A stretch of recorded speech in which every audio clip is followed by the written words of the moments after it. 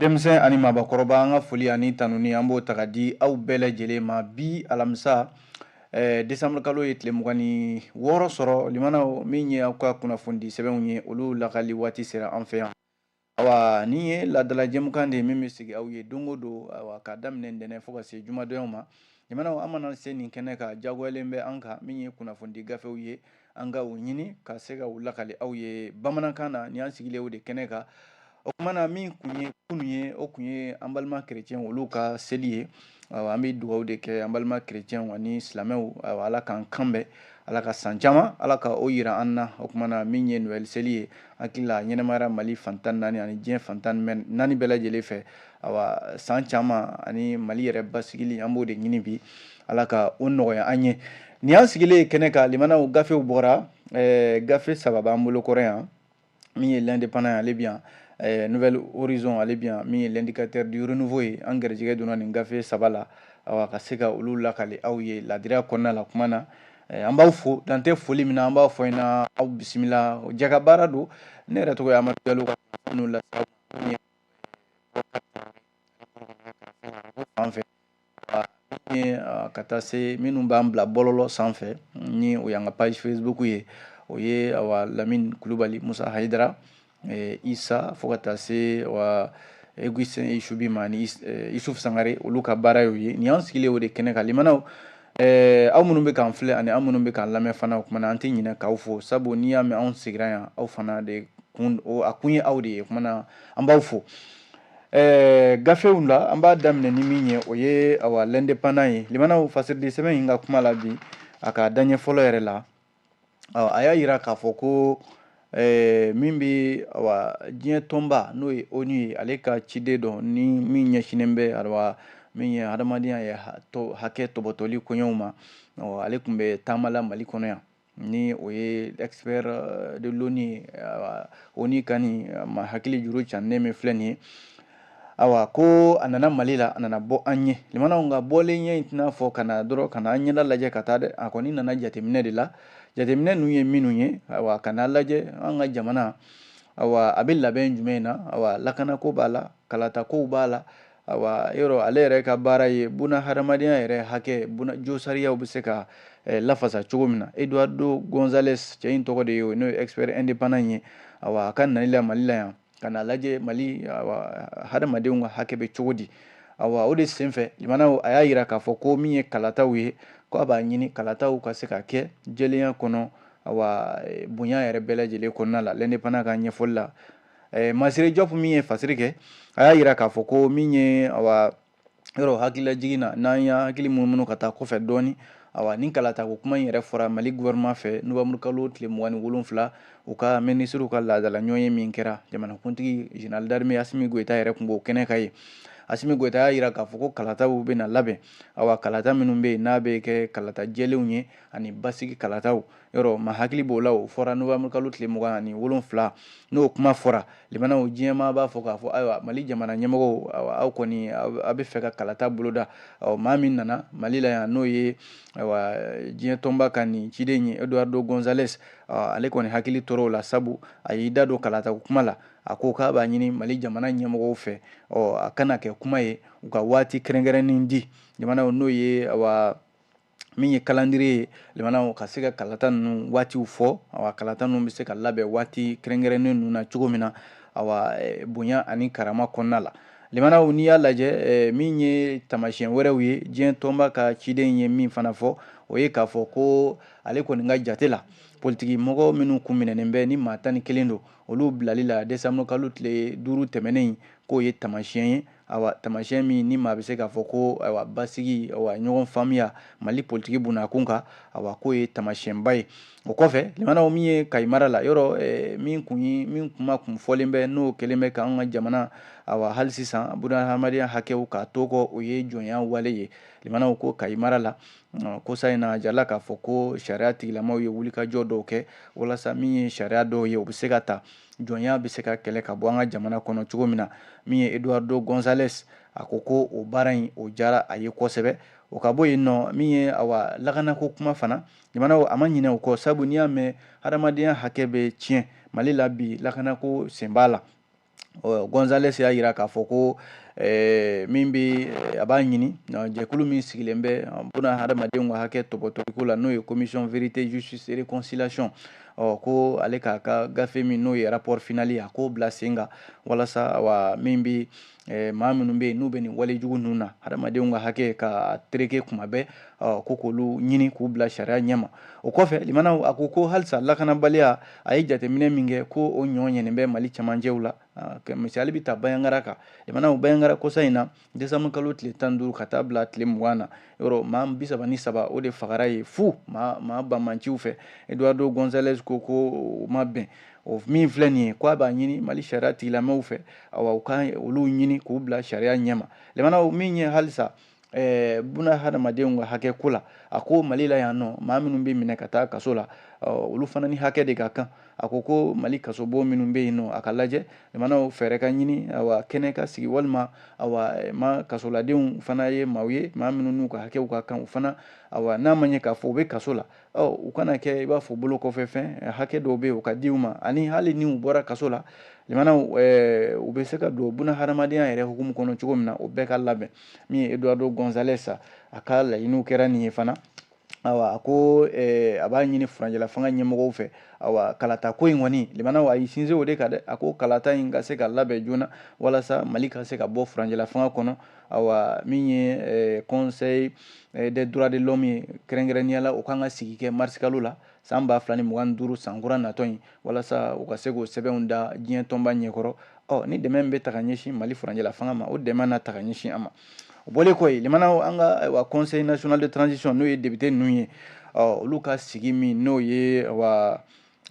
session ye limanaw o kɛra sariya caman de bɛ yen min taara dɔw bɛ yen olu bilala ka taa u ka sigi natɔw la n'i y'a lajɛ sariya bolodalen minnu bɛ yen n'o ye projet de loi ye a 27 olu de taara ka don ba la n'i y'a lajɛ projet de loi 44 ɲɔgɔn na min bɛ CNT mɔgɔw ka tabali kan conseil national de transition limanaw a kun cɛra décembre kalo tile 19 tɛmɛnen alamisa tɛmɛnen yɛrɛ limanaw n'i y'a lajɛ min ye jamana nafoloko ye san 2025 natɔ in na o kuma fɔra sɔnkɛrɛw ma bɛnkɛrɛw ka sariya 27 in cɛ la nka limanaw sariya tɔ ninnu minnu bilala ka taa u ka session natɔw la n'i y'a lajɛ min ye kalata sɛbɛnko kalata sariyako loi électorale k'o bilala ka taa don nataw la Musa Saɲɔn Kamara ka fasiri la l'indépendant la bi a ko u ka min ye sigi min n'o ye session d'octobre ye limanaw ale kun cɛlen kɔfɛ a jarala k'a fɔ min ye CNT ye ko a ye sariya 44 n'o ye projet de loi ye ani laɲini dɔw bɛ yen n'o ye sariyako nasira ye minnu laɲinina gouvernement fɛ an y'a fɔ ten 27 o de donna ba la limanaw Maliki Jaw n'ale min ye CNT ɲɛmɔgɔ ye a y'a yira k'a fɔ ko sariya ninnu na min bɛ tali kɛ san tɛmɛnen a kalo 3 fɔlɔ a n'a kalo 4 laban in na limanaw a jarala k'a fɔ ko CNT a ye sariya min ta n'i y'a lajɛ san 2025 natɔ in na nafolo kasa bi min bɛ yen ni jamana mago bɛ jɔ a la musakaw la jamana kan ka musaka min ɲini limanaw ka baara kɛ n'a ye a bɛ se miliyari 2,000 ani 648 ani miliyɔn 900 o ye jamana bɛ nafolo min ɲini ka baara kɛ n'a ye musaka minnu bɛ yen n'olu kan ka bɔ ka don fɛn wɛrɛw la jamana magoɲɛ kama o bɛ se miliyari 3,000 ani 229 ani miliyɔn 886 ani 86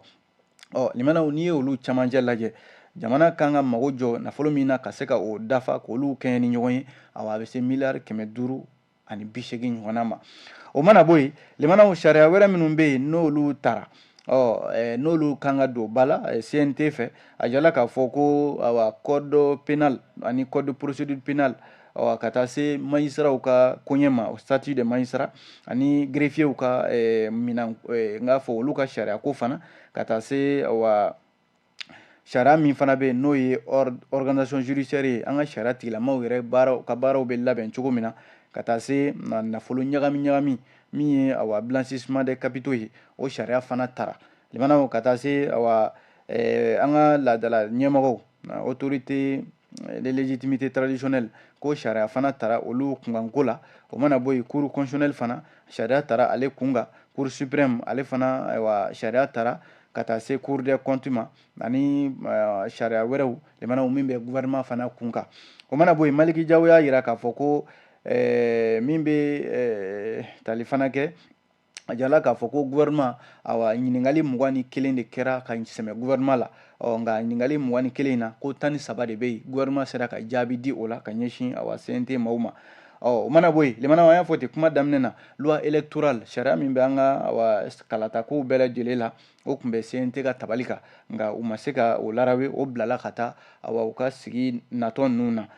n'i y'a lajɛ olu cɛla min bɛ tali kɛ autorité indépendante de gestion des élections n'i y'a ye awa o sariya in ma ta limana ko sariya dɔw de bɛ olu ma dafa yɔrɔ autorité indépendante de gestion des élections ni kalataw kɛra i n'a fɔ wasaden kalataw ani awa so filanan min n'o y'an ka wasabulon so filanan ye sénatɛrw olu ka kalata mana kɛ a jaabi mana bɔ awa EJ de kan k'o jaabi bɔ o kan ka kɛ sariya ye CNT kan ka min ta nka ko sariya o laɲini ma dafa o bilala ka taa awa u ka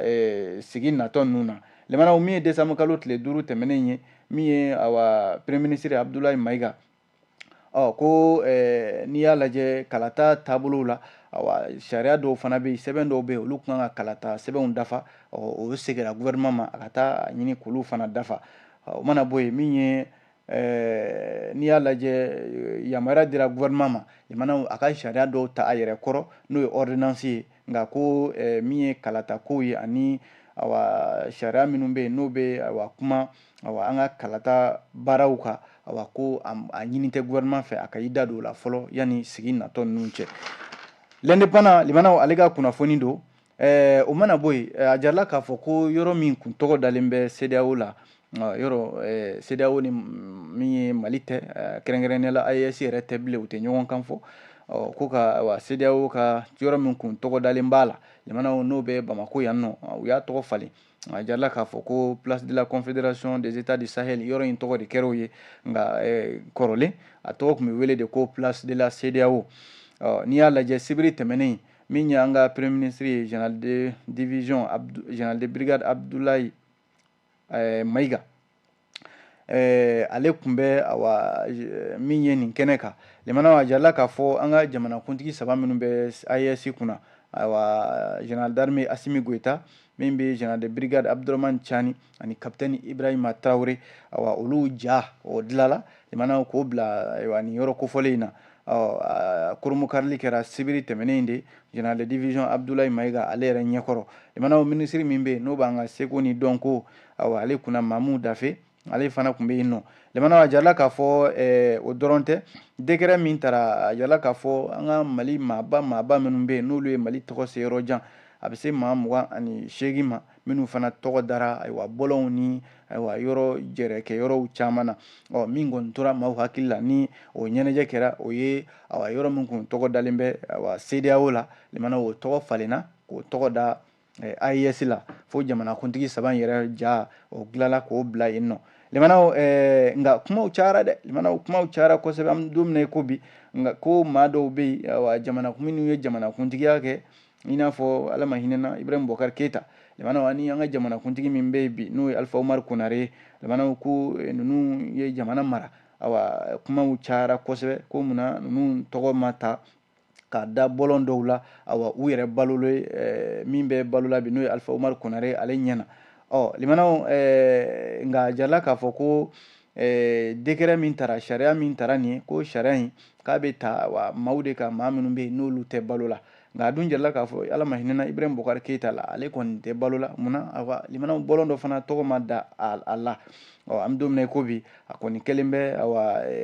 ɲɔgɔn sama ye o yɔrɔ in na nka ko jamana yɔrɔ caman bɛ yen limana a na kɛ awa an ka nin maaba minnu filɛ nin ye minnu ye jamana mara ka tɛmɛ ko kɔrɔtɔ ko tɛ u tɔgɔ fana bɛna da ne ka kuma tɛ dɛ limana an ye nin bɔ l'indépendant kɔnɔ bi aw bonya b'a la.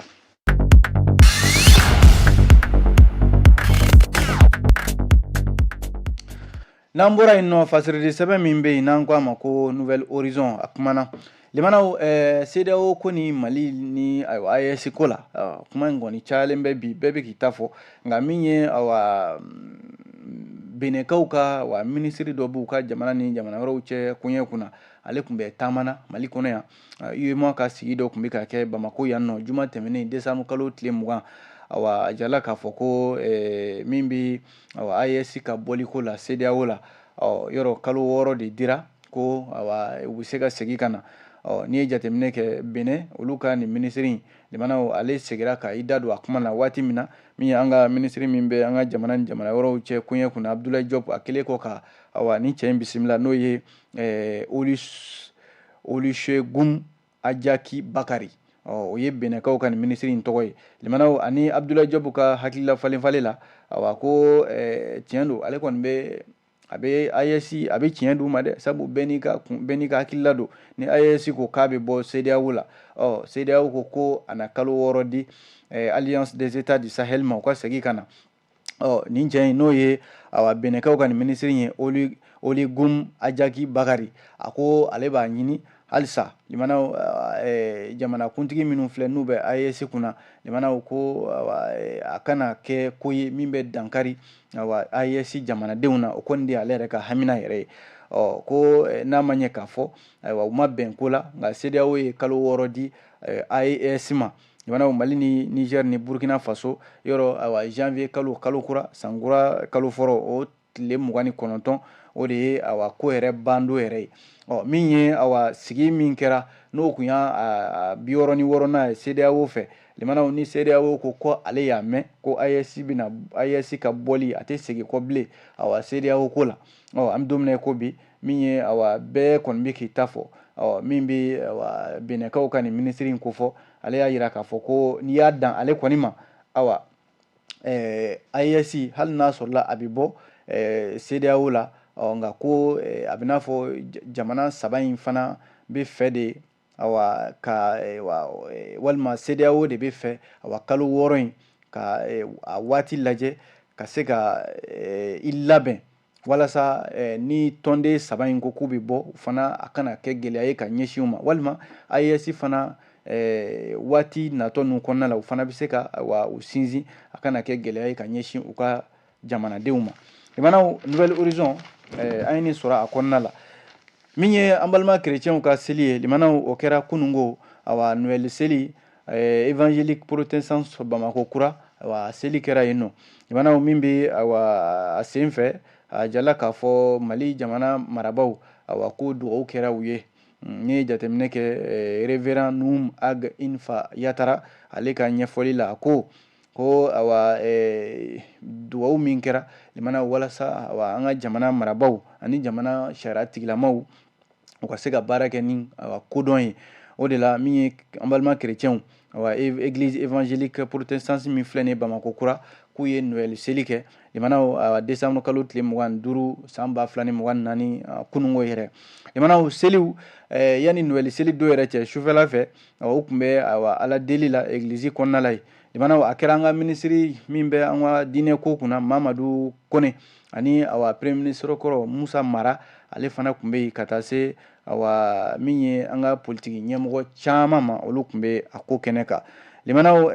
min ye révérend pasteur Pierre Dako ale y'a lase k'a fɔ ko san 2024 kɔni bɛ ka se a kuncɛyɔrɔ la san 2025 ale kɔni bɛ k'i kunbɔ dɔɔni dɔɔni min ye église évangélique de Bamako kura k'a ye Jésus Christ ale ka bangeni nin y'o seli de ko san 2024 a ma kɛ san ye min kɛra san dumanba ye dɛ nka ko san kura min n'a bɛ ka i kunbɔ nin ye u yɛrɛ ka fɔ la ko olu yɛrɛ ka fɔ la Ala de ye Emmanuel ye Ala n'o fɔra ka ban o bɛ Jésus Christ ko fɔ ko Jésus Christ ka nali limanaw k'o ye hɛrɛ ye o hɛrɛ révérend pasteur Pierre Dako ko jigiya ma ban dɛ jigiya ma ban sabu maliden caman bɛ bi Mali sigi a kɛn bɛ gɛlɛya ye nka k'u na Ala deli u na Jésus deli limanaw min ni Ala y'o di ko ka walasa hɛrɛ ka se ka nati Révérend Noum Ag Infa Yatara délégué général de l'association des groupements des églises et missions protestantes évangéliques du Mali n'u kama AGPM ko u ka seli senfɛ limanaw k'u ma ɲinɛ jamana kɔ limanaw kɛrɛnkɛrɛnnenya la min ye fara ɲɔgɔn kan jɛkulu min n'o Alliance des États du Sahel ye u ma ɲinɛ u ye Ala deli awa ni jɛkulu in a bɛ se ka kɛ hɛrɛ ye ka ɲɛsin a jamanadenw ma cogo min na i n'a fɔ ANGPM ɲɛmaa y'a fɔ cogo min na ko miiri bɛ ka ɲɛsin min ma fana n'o ye Malikura ko ye limanaw u b'a ɲini halisa Malikura ka se ka sigi sariya ani bɛn kɔnɔna la ko u b'a ɲini o kelen de la maliden bɛɛ fɛ bɛɛ k'i dusukun kɛ kelen ye walasa awa Mali bɛ dangan min na bi a bɛ se ka bɔ o dangan na limanaw yɔrɔ hakilila jiginna décembre kalo tile 25 o fana ye don ye URD tɔndenw fana tɛ ɲinɛ min kɔ sabu u ka parti maa min y'a tu tigɛ n'o ye Ala ma hinɛna Sumahila Sise Ala y'ale fana miniji dɔgɔya décembre kalo tile 25 ɲinan y'o san 4 ye URD politique tɔn limanaw k'u ye tasibila kɛ ka ɲɛsin u ka politique tɔn tu tigɛbaa ma n'o ye Sumahila Sise limanaw ni maaw hakili b'a la nin y'a san 4 de ye tilew bi dada ɲɔgɔn kan don o don hakili kɔni bɛ jigin Sumahila Sise la min ye décembre kalo tile 25 san 2020 malidenw wulila sɔgɔmada joona fɛ ka wuli ni kibaruya in ye limanaw maa min ye fanga sinaya kɛ san caman n'a ka kuma kun ka di maaw ye politique bunakun kan Sumahila Sise ko don limanaw min ye bana min n'a ye diɲɛ yuguyugu n'o ye Covid-19 ye o de kɛra Sumahila Sise sababu yɛrɛ ye n'i y'a lajɛ a taara furakɛli la Faransi a segilen kɔ ka na limanaw min ye décembre kalo tile 25 san 2020 ye Sumahila Sise a ka fatuli o fɔra malidenw ye bɛɛ bɔra a kalama o don de san o san décembre kalo tile 25 politique tɔn URD ani Sumahila Sise masuruna mɔgɔw bɛɛ lajɛlen de bɛ taa dugawu kɛ n'i y'a lajɛ Sumahila Sise a ka kumaw kun ye kuma minnu ye limanaw o ye n'a y'a fɔ a tɛ wuli ka bɔ a kan Sumahila Sise a yɛrɛ fatura ka si to san 71 de la n'i y'a lajɛ yɔrɔ ani Ala ma hinɛna Ibrahim Boubacar Keita olu kun ye ɲɔgɔn sama kɛ fanga nɔfɛ nka Sumahila Sise fanga ɲini Ala ma fanga nɔgɔya a ye limanaw fo ka taa se a ka saya ma min bɛ tali kɛ Guwaɲɔn Kulubali ka taa se URD sifinnakaw ka ɲɛmɔgɔ Abdaramani Jara ani musow ka ɲɛmɔgɔ madame Ajawiya Koyi Aramata Kone ani politique tɔn in ɲɛmaa caman k'u ye kuranɛ kalan kɛ u ka politique tɔn in dagayɔrɔ yɛrɛ la Badilabugu yen nɔ walasa ka se ka Sumahila Sise a fɔra si min kɔ Ala k'o di a kɔmɔgɔw ma ani Ala y'a miniji dɔgɔyali min kɛ Ala ka se ka hinɛ a la limanaw o de kɛra tasibila fana ye Noël don kunungo yɛrɛ kunnafoni ninnu an y'u bɔ Nouvelle Horizon kɔnɔ bi aw bonya b'a la.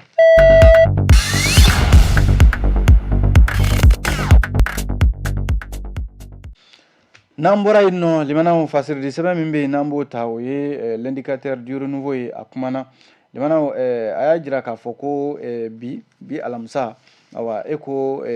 min ye jamana ɲɛmɔgɔ minnu bɛ AES kunna k'u bɛna taa u ka bɔli CEDEAO kɔrɔ u bɛna a ta ka taa hakilila da an ka laadala ɲɛmɔgɔw n'o ye légitimité traditionnelle et religieuse diinɛ ɲɛmɔgɔw ka taa ko da u ɲɛkɔrɔ o hakilila ye min ye bi y'o dɔgɔ duman ye limanaw a jala k'a fɔ Mali marabolo bɛɛ lajɛlen de bɛ nin ko la min ye Bamakɔ district kɔnɔna la laɲini ye mun ye ko k'a f'u ɲɛna ko AES bɛ fɛ ka bɔ CEDEAO la maa minnu ye laadatigiw ye minnu bɛ ko kɔrɔ dɔn limanaw minnu bɛ fɛn fi jeninen dɔn ka taa ko da u ɲɛkɔrɔ aw ko cogo di ko bi alamisa o de ye a baara bɛna kɛ bi n'i y'a lajɛ AES jamana ɲɛmɔgɔw Asimi Goïta général d'armée Asimi Goïta min ye Ibrahima Chani général de brigade ka taa se capitaine Ibrahima Traoré ma k'u bɛɛ ko k'u bɛ nin ko in ta Mali la yan Burkina ani Niger k'u bɛ taa da u ka laadala ɲɛmɔgɔw ɲɛkɔrɔ u fana hakilila ye min ye u n'u hakilila di n'u kan ka bɔ u n'o f'u ɲɛna n'u kan ka to a la yɛrɛ limanaw o fana na f'u ye CEDEAO kelen kunkanko kibaruyaw la limanaw n'a fɔra k'i bɛ bɔ bɔli fana na a kɔlɔlɔ bɛ ɲɔgɔn na Modibo Mawu Makalu de y'o fɔ a ko ale min bɛ sɔrɔ dɔnbaa don limanaw Modibo Mawu Makalu ko ni AES ko k'a bɛ bɔ CEDEAO la l'indicateur kɔnɔna la bi ko kɔlɔlɔ b'a la kɔlɔlɔ ye mun ye limanaw n'i y'a lajɛ tunga maa minnu taara tunga la minnu bɔr'u ka jamanaw kɔnɔ ka cari CEDEAO jamanaw ni ɲɔgɔn cɛ ko n'i y'a sigi 100 sara o 100 sara Mali den de ka ca na kosɛbɛ ko 100 o 100 a bɛ se maa 95 ma minnu bɛ tunga la CEDEAO jamanaw kɔnɔ ko wa o t'a dɔrɔn ye u bɛ nafolo min bila ka na u ka jamanaw kɔnɔ walasa dɛmɛ ka se ka kɛ ko don o don miliyari 2 o ka ca dɛ jamanaw don o don miliyari 2 ko Modibo Makalu y'a yira k'a fɔ a ye nin kuma fɔ kɛnɛ dɔ kan ko ale kɔni bɛ ladilikan min di min bɛ se ka k'ale ka ladilikan ye o ye k'a fɔ AES jamanaw n'u k'u bɛ bɔ CEDEAO la a kɔlɔlɔ de bɛ sɔn ka bonya ni a nafa ye sabu ko kɔlɔlɔ wɛrɛ tɛ dɛ jamanaden minnu bɛ AES kɔnɔ kɔlɔlɔ bɛ bonya olu de kan minnu bɛ wali jamanaw la min ye an balimakɛ in ye n'o ye Modibo Makalu a y'a yira k'a fɔ ko tiɲɛ don fɛn bɛɛ man ɲɛ CEDEAO bolo dɛ wa fɛn caman bɛ yen a kan ka o kɛ a ka fɛɛrɛw la ko nka CEDEAO de ye jɛrɛjɛkulu ye farafinna tilebiyan fan fɛ min bɛ bi ni jamanadenw lafiyalen bɛ taa ni ka segin la kosɛbɛ ko a kɛra bugunatigɛ sɛbɛn i n'a fɔ carte d'identité biométrique CEDEAO n'o b'i bolo ka ban i b'a sɔrɔ e bɛ to yen i b'i ka taama kɛ CEDEAO kɔnɔ ko o ka dɔgɔn jɛkulu la farafinna kɔnɔna la min tɛ CEDEAO kɔnɔna la min bɛ se ka o yamaruya di a ka jamanadenw ma o ka bɔ yen jamanaw hali sariya yɛrɛ ɲɛkɔrɔ ko n'i y'a lajɛ CEDEAO ka kiiribulon dɔ bɛ yen n'o ye Cour de justice de la CEDEAO ye ale fana nafa ka bon kosɛbɛ CEDEAO jamanadenw ma ko misali la maliden dɔw bɛ yen sɔrɔ bosonba don n'o ye Umaru Jara ye ko Côte d'Ivoire kiirisoba k'o tun ye ale ɲangi jamanaw san 20 kaso ko nka ko CEDEAO ka Cour de justice de la CEDEAO ale de wulila k'i jɔ ka Umaru Jara jamanaw ka lafasa hakɛ min kun minɛna la Côte d'Ivoire kiiri tigilamaw fɛ k'a ka hakɛ lasegin a ma jamanaw o n'a ɲɔgɔnna caman ko yalima ko n'an ko an bɛ bɔ CEDEAO la yalima a nafa o de ka bon walima kɔlɔlɔ de ka bon Modibo Makalu ko ale kɔni ale bɛ min ɲini o ye k'a fɔ fɛn bɛɛ ma ɲɛ dɛ nka k'a fɔ de ka CEDEAO ko koɲɛ bɛɛ ta k'a fili ɲama na o kɔni t'ale fɛɛrɛla ko ye dɛ l'indicateur du renouveau ka kuma don limanaw an bɛ bɔ an bɛ taa Segu mara la a jarala k'a fɔ nin ye bamancimaa dɔw ka walejuguw ye minnu ye bingannikɛlaw ye limanaw kɔnɔdimini ani Segu cɛ man jan kosɛbɛ a jarala k'a fɔ tarata tɛmɛnen yɛrɛ ko binkani wale dɔw taara bi kɔnɔdimini sugu kan a kɛra tilegan dɛrɛ yɛrɛ nɛgɛ kanɲɛ 11 waati baganjagolaw u binna olu de kan jamanaw u sera ka nafolo min minɛ bagan marala ninnu na a bɛ se CFA wari miliyɔn 10 ɲɔgɔnna de ma kunnafoni minnu sɔrɔla seereyaw la a jarala k'a fɔ ko maa 14 ɲɔgɔnna u tun bɛ moto 7 de kan olu kɔni nana bin sugu in kan jamanaw u tun bɛ ka mɔgɔw bugɔ ni busan de ye i n'a fɔ maaw tun bɛ ka seereya minnu sɔrɔla olu bɛ k'a ɲɛfɔ cogo min na u nanen kɔ jamanaw u y'u ɲɛsin bagan maralaw de ma k'a f'u ɲɛna ko ayiwa ko bɛɛ ka i da walima bɛɛ k'i tɛgɛ wuli sanfɛ jamanaw u ka sɔrɔ ka i n'a fɔ kunnafoniw b'a ɲɛfɔ cogo min na ka sɔrɔ k'u bolo don mɔgɔw pɔsi kɔnɔ jamanaw u sera ka bɔ ni wari min ye u taara ni o ye n'i y'a bɛɛ fara ɲɔgɔn kan bi k'a bɛ se CFA wari miliyɔn 10 ɲɔgɔnna ma jagokɛlaw ye min sɔrɔ u kunna limanaw a jarala k'a fɔ ko kɔnɔdimini mara la nin ye u sɔrɔ min ye maa 14 olu de tun bɛ moto ninnu sanfɛ yɔrɔ kɔnɔdimini yɛrɛ ni Segu cɛ kilomɛtiri 20 ɲɔgɔnna a tɛ tɛmɛ o kan hakililajigin na jamanaw sibiri tɛmɛnen min ye ɲamana garabali fana na a jarala k'a fɔ ko binganimaa dɔw fana taara bin o bagan maralaw kan u ye nafolo min minɛ olu fana na miliyɔn 20 Tayiru Malika fasiri don limanaw indicateur du renouveau an b'a kun cɛ teliya la ni